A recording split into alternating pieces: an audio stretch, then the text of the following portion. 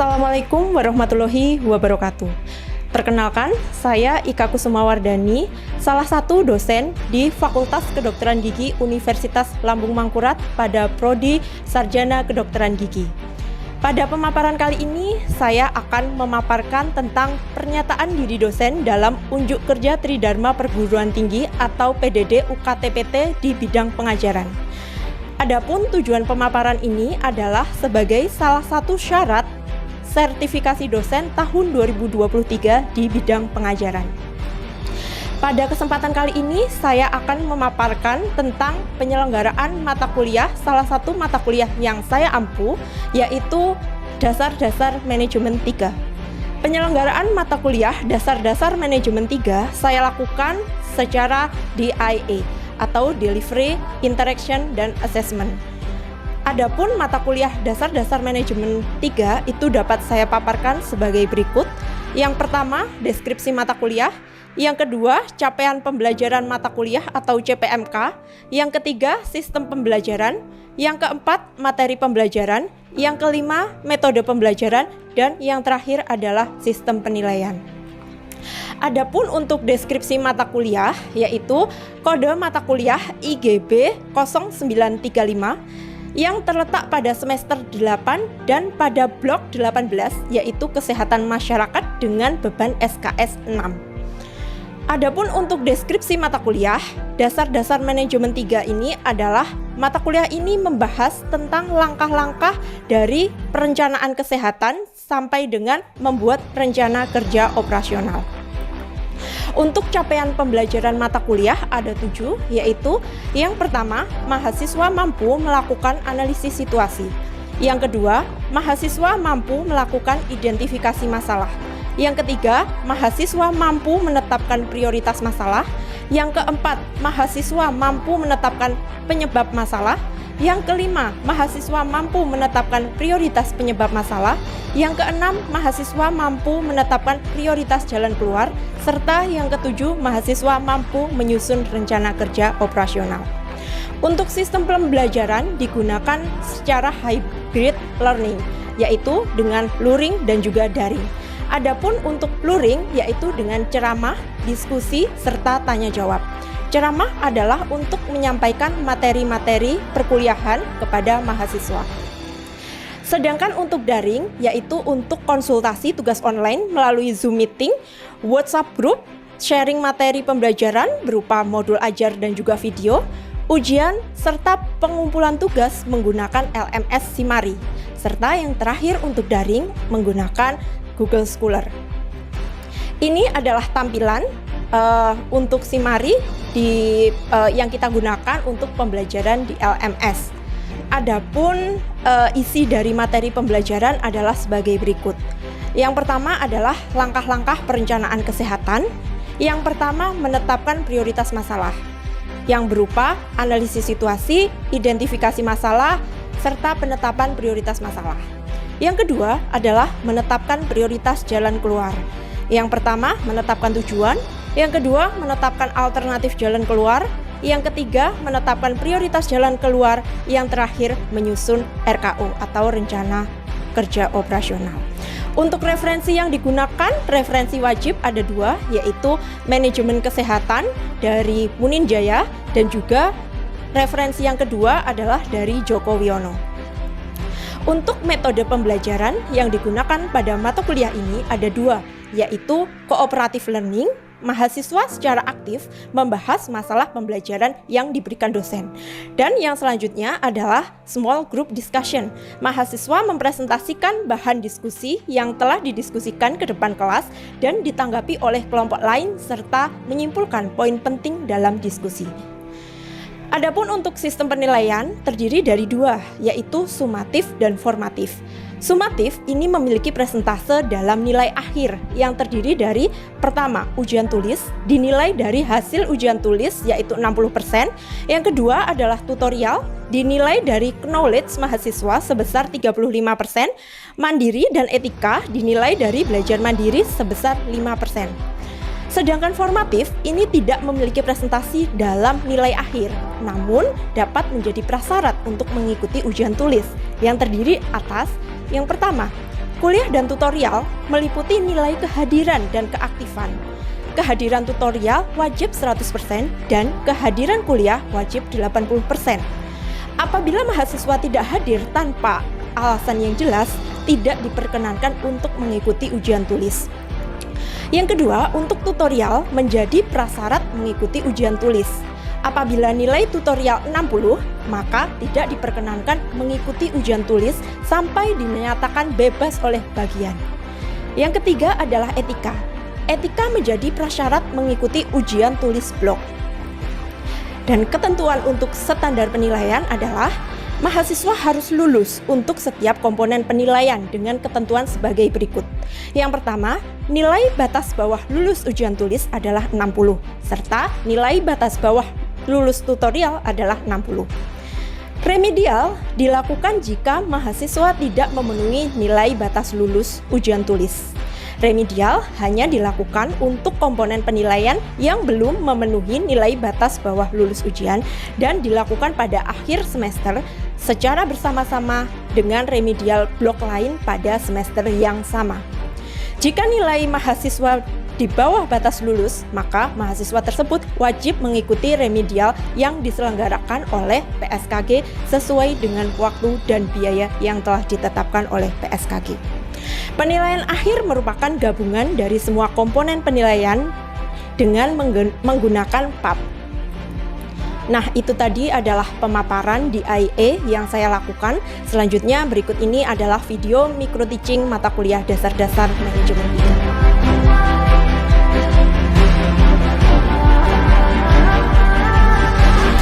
Oke, assalamualaikum warahmatullahi wabarakatuh. Waalaikumsalam warahmatullahi wabarakatuh. Oke, pagi ini kita akan kuliah ya, dasar-dasar manajemen 3. Namun, sebelum kita kuliah manajemen 3, dasar-dasar manajemen 3, kita berdoa terlebih dahulu. Berdoa menurut agama dan keyakinan masing-masing dimulai. Berdoa selesai. Oke, kita pada pagi hari ini akan kuliah dasar-dasar manajemen 3. Adapun kuliah dasar-dasar manajemen 3 ini kita awali dengan materi yang kemarin ya. Pada materi yang kemarin kita sudah belajar tentang analisis situasi ya. Coba deh kita refresh ya, coba dilihat catatannya ya.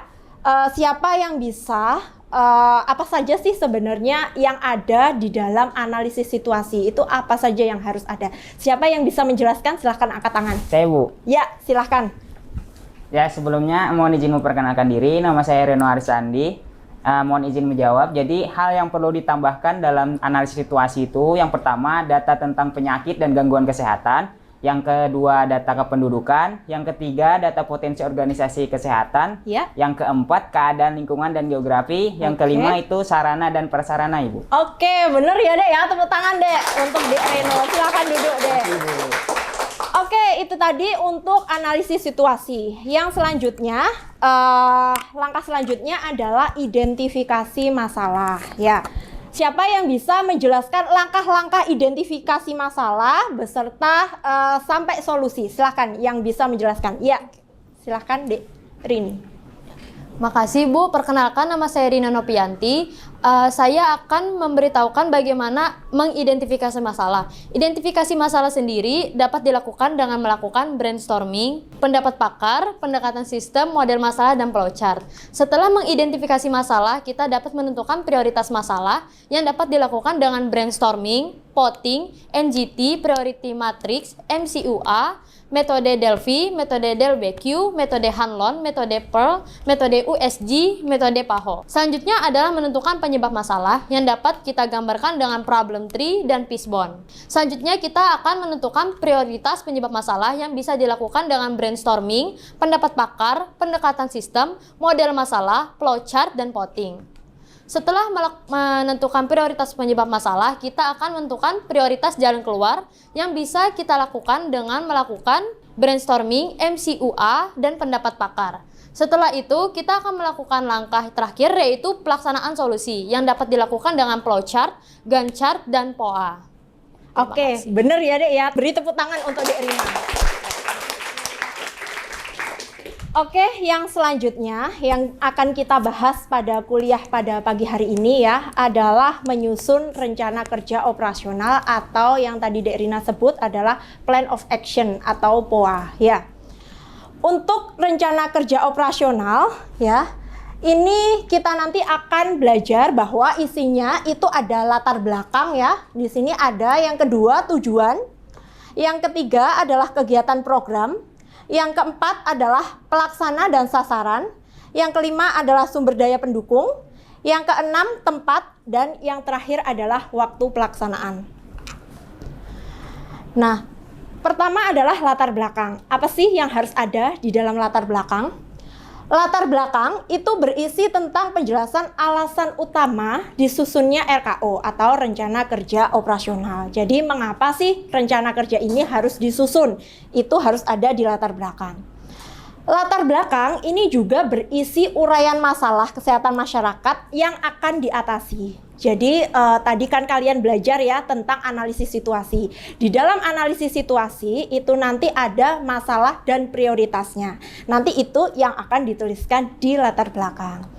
Lalu yang terakhir itu menjelaskan alternatif kegiatan program yang akan dilaksanakan. Jadi program itu dilaksanakan itu alternatifnya apa jika misalkan tidak sesuai. Jadi programnya itu ada beberapa seperti itu ya.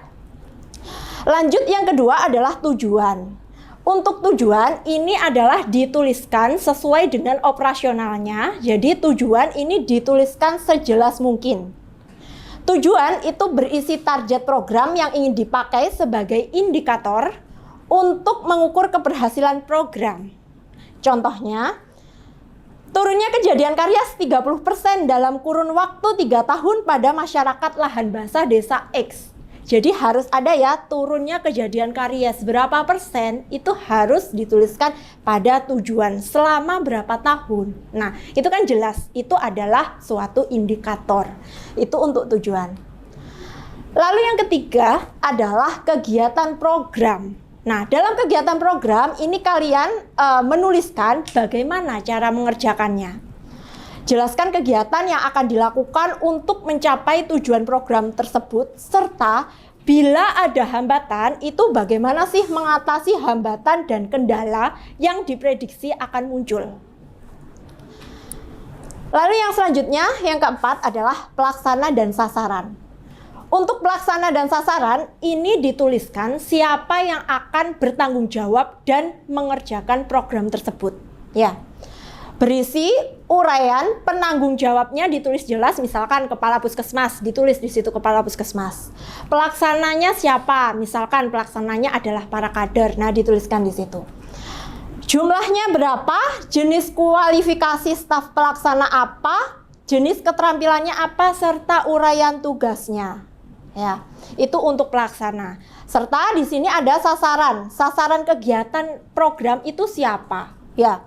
Jumlah kelompok penduduknya yang menjadi sasaran atau target cakupan itu seberapa banyak. Jadi itu adalah sasaran-sasaran yang harus kita tentukan pada proses perencanaan.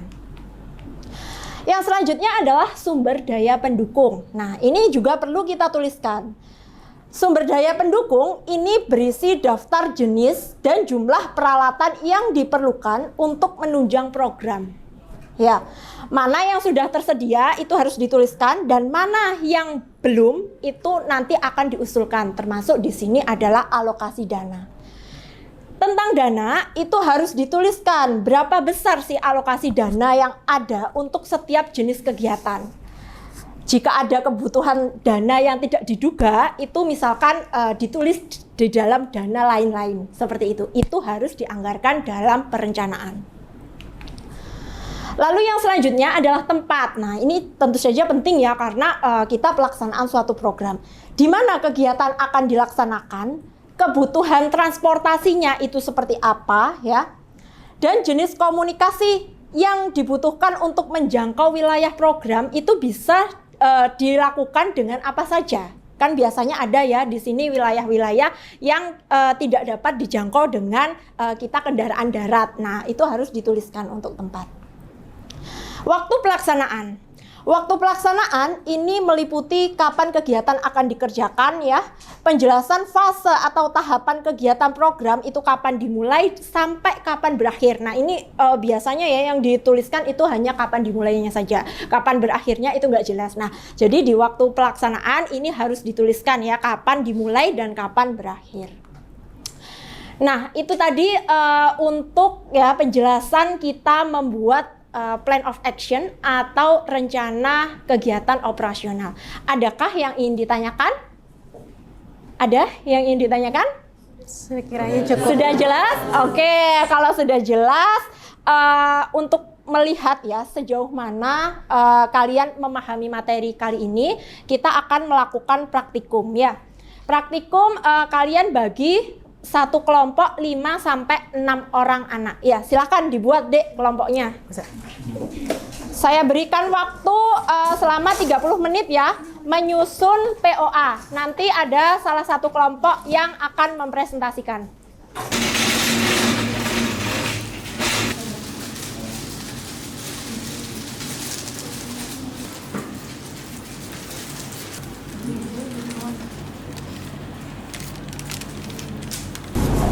Oke Dek, karena waktu ya sudah 30 menit, adakah dari kelompok kalian yang ingin mempresentasikan, mencoba mempresentasikan untuk hasil kerja kelompok kalian? Silakan.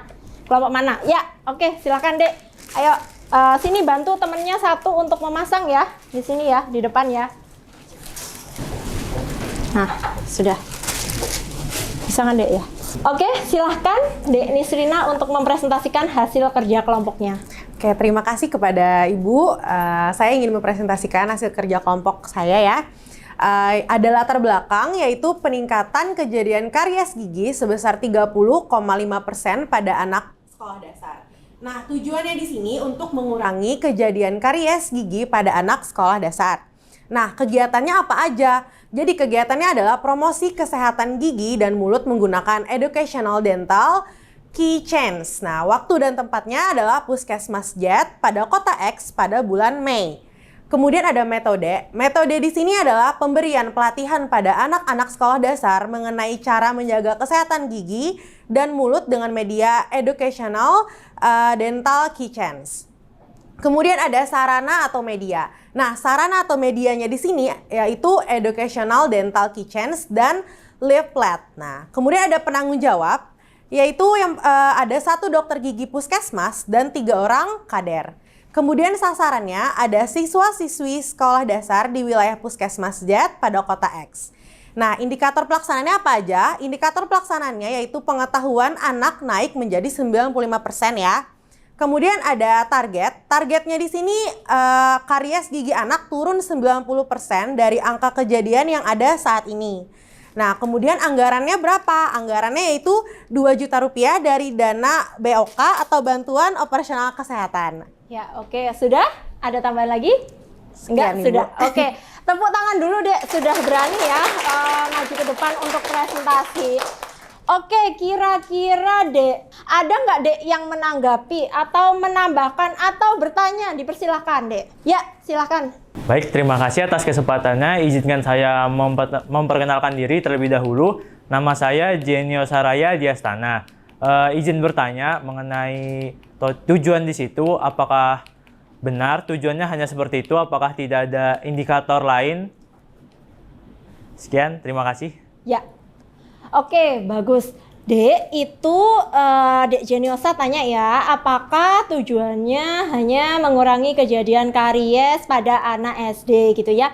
Coba kita lihat lagi ya pada tadi ya presentasinya.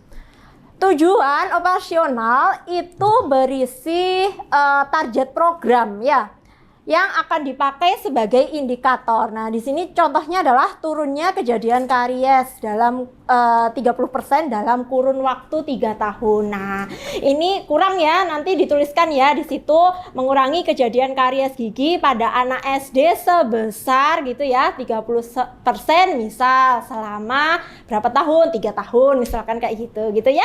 Oke, bagus ya pertanyaan dari Dek Jeniosa. Ada yang ingin ditambahkan? Sudah cukup? Oke, kalau sudah cukup, silakan duduk. Dek Nisrina, berikan aplaus untuk kelompok Dek Nisrina. oke ya. Selanjutnya karena kalian tadi sudah ya melakukan praktikum ya, berisi rencana kerja operasional ya. Untuk selanjutnya, untuk mengetahui pemahaman kalian ya, sejauh mana kalian menguasai materi pada hari ini, dan nanti untuk mengetahui ya bagaimana sih soal-soal pada ujian, saya yakin ya kalian sudah semua sudah pernah ya melihat soal-soal ujian. Jadi soal ujian nanti soalnya adalah bentuknya vignette ya atau studi kasus. Nah, kita coba ya di sini ada kuis. Nah, silahkan ini ada kuis ya. Kuisnya, Dr. A adalah seorang kepala puskesmas. Sebelum menjalankan program, Dr. A melakukan analisis situasi, mengidentifikasi permasalahan yang timbul, dan mencari penyebab permasalahan yang terjadi. Metode yang digunakan Dr. A untuk menentukan penyebab masalah yang terjadi adalah A. Metode PAHO, B. Analisis Fishbone, C. Metode DLP, D. Metode USG, E. Metode matriks. Ayo coba, siapa yang tahu jawabannya apa? Ayo silakan angkat tangan. Oh ya, silakan Dek. Siapa namanya? Baik, izin perkenalkan diri. Nama saya Muhammad Zikra Kautsar. Ya. Izin jawab. Jadi jawaban saya adalah B. Analisis Fishbone. Yakin B, nggak mau yang lain. Yang lain tuh ada loh, yang 4 lainnya ada loh. Yakin B? Yakin, Bu? Yakin? Oh ya, oke. Kita lihat ya, apa benar sih jawabannya adalah B. Oke, kita lihat ya. Oke, benar, tepuk tangan Dek buat Dek Yusma. Ya. Oke, jadi jawabannya B ya. Kenapa? Kalau A, metode PAHO, itu kita tahu dia itu adalah menganalisis atau mengidentifikasi masalah. Lalu yang C, metode DLP, itu kita mendatangkan pakar ya, itu juga untuk mengidentifikasi masalah. Metode USG ya, urgency, seriousness, dan growth, ini juga untuk mengidentifikasi masalah, dan ini adalah metode yang paling sering digunakan. Metode matriks ya, kita tahu kebutuhan mana yang harus didahulukan, kebutuhan mana yang bisa diselesaikan nanti. Nah, itu metode matriks, itu juga digunakan untuk identifikasi masalah. Jadi benar ya, jawabannya adalah B. Oke, ini adalah contoh ya soal-soal nanti buat kalian ujian. Sangat mudah atau mudah banget? Sangat mudah. Sangat mudah, ada yang mudah banget. Oke, jadi bisa ya dapat 100 ya nanti ya di ujiannya ya. Soalnya kan mudah banget ya. Oke. Untuk selanjutnya Dek, ini ya nanti tugas ya, tugas dikumpulkan di Simari. Untuk tadi yang kalian belum selesai ya, atau ada yang masih kurang, nanti tolong materi kuliahnya dibaca lagi, dan tugasnya itu dikumpulkan melalui Simari ya. Ada yang ingin ditanyakan di sini? Ada yang ingin ditanyakan? Cukup? Oke, kalau sudah cukup, terakhir kesimpulan. Nah, siapa Dek yang ingin menyimpulkan dari materi kita pada pagi hari ini, dasar-dasar manajemen 3, itu kan kita mengolah RKO ya, rencana kerja operasional. Nah, siapa yang ingin memberikan kesimpulan? Ayo, silakan angkat tangan. Ya, oke, silakan Dek. Izin memperkenalkan diri Bu, nama saya Dayinta Salsabila. Jadi kesimpulan dari materi kita hari ini yaitu dalam melakukan perencanaan sebuah program dilakukan berdasarkan langkah-langkah. Yang pertama yaitu melakukan analisis situasi, yang kedua yaitu melakukan identifikasi masalah, yang ketiga yaitu menetapkan prioritas masalah, yang keempat yaitu menetapkan penyebab masalah, yang kelima yaitu menetapkan prioritas penyebab masalah, yang keenam yaitu menetapkan prioritas jalan keluar, dan yang ketujuh yang terakhir yaitu menyusun rencana kerja operasional. Ya, oke, bener ya Dek, kasih tepuk tangan buat Dek Dayinta. Oke Dek, kalau sudah tidak ada lagi yang ingin ditanyakan, kita akhiri ya kuliah pada pagi hari ini. Saya mohon maaf bila ada salah kata. Jika nanti kalian ada yang kesulitan ya menyelesaikan tugas pada pagi hari ini yang akan dikirim ke Simari, nanti bisa menghubungi saya melewati email ini. Oke, saya akhiri. Wassalamualaikum warahmatullahi wabarakatuh. Waalaikumsalam warahmatullahi wabarakatuh. Terima kasih Bu.